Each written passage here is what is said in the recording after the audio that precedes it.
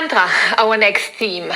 There is a lot of confusing things on the horizon of Tantra, which I want to explain you and to clear up.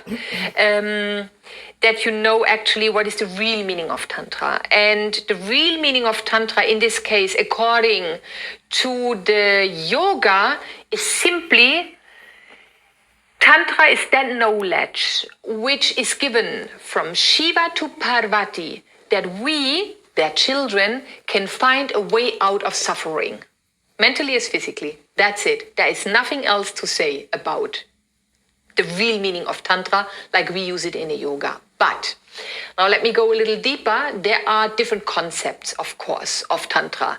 First of all, it's important that we know there is a white Tantra, there is a red Tantra, and there is a black Tantra. The white Tantra is what we are speaking about, a way out of suffering, opening our consciousness and living in peace and harmony our lives. That is according to the white Tantra, what we are using in the yoga. The red Tantra includes any kind of also sexual enjoyments, which is actually from the traditions of the Hatha Yoga excluded. So it's not a form of Tantra for us. And then there is the black Tantra, which is going into magic to manipulate others.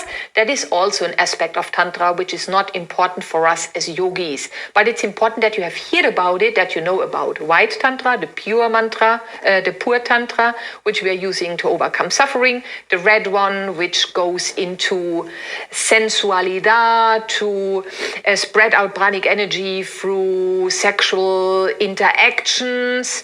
And then, of course, that manipulation that could include any kind of black magic, you could say, or magic in general, to manipulate. So that is the important point, that you have understood that. And there's a story behind the Tantra, and